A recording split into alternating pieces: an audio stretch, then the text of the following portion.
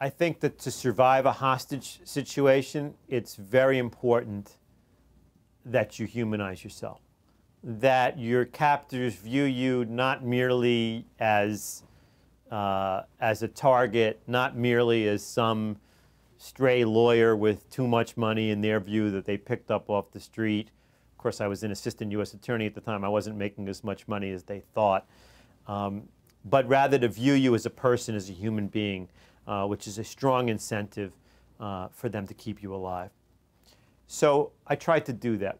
Right away when I was in the car with them, they asked me whether my watch was gold. And on instinct, I said, you know, I don't know particularly, but my father gave it to me for graduating from law school. I wanted them to realize that I'm a human being with a father. Turns out that actually backfired on me because they later threatened to kill him. You know, maybe I planted that idea in their heads. But I had a real feeling that they ought to know that. I also tried the good guy lawyer thing. You know, I'm an environmental lawyer who at the time was an environmental prosecutor. I ran it, you know, in our district.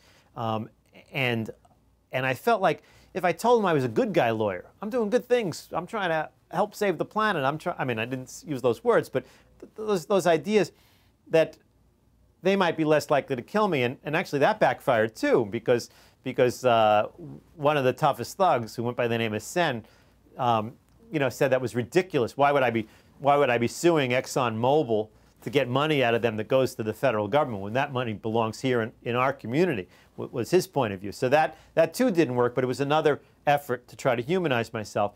Now, another way to do it was to be very nice and kind, no matter how they talked to me.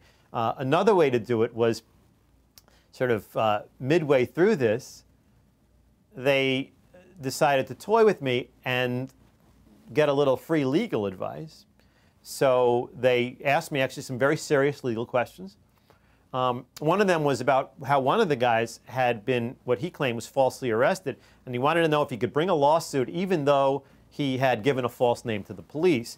Now you can imagine a federal prosecutor is not in the position to assist somebody who's given a false name to the police, but I was struggling for my life. So I asked a lot of questions, found out the facts, and then I gave him a legal theory by which he might be able to win. I said, well, you know, you could say that the reason you gave the false name is that you felt frightened by the police themselves because they had falsely arrested you.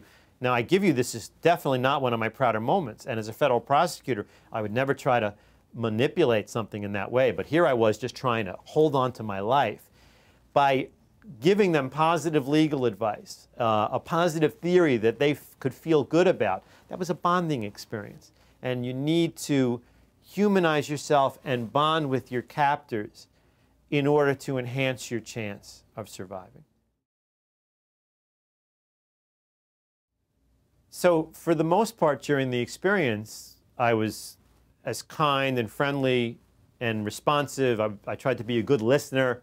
You know, one guy was complaining about how his father wasn't nice to his, you know, his father wasn't nice to his mother. I tried to be very decent and kind, and I was honest most of the time. But in the art of survival, which in my case was also the art of war, there are times when it's critical that you use a weapon that all fighters use, which is to deceive the enemy. So towards the very end, right before they were planning to take me back, or said they were planning to take me back, the leader of the gang turns to me and says, Stanley, if you had the chance to put me away for life, would you do it? So what do you say? If you say yes, you're dead. If you say no, you're dead. I mean, how stupid are they? So I needed to give an answer that was a little more nuanced. And obviously I couldn't tell the truth because the fact is putting my own experience aside, I couldn't possibly let them do this to any other human being again. I couldn't live with that on my conscience if I didn't try to get them. So I thought about it. And I said, look, you already told me you know where I live. You know where my father lives. I don't know who you are. I don't know where we are. You haven't hurt me so far, and you say you're going to release me unharmed. I don't think this has to go any further. And in giving that answer, I was deceiving my enemy, which was critical in that moment. I couldn't tell the straight truth. Yeah, I'm a federal prosecutor. Of course, as soon as I get out of here, I'm going to get the FBI on your ass and get you locked up. I couldn't do that. So there are times when you have to deceive the enemy, and that's what I did.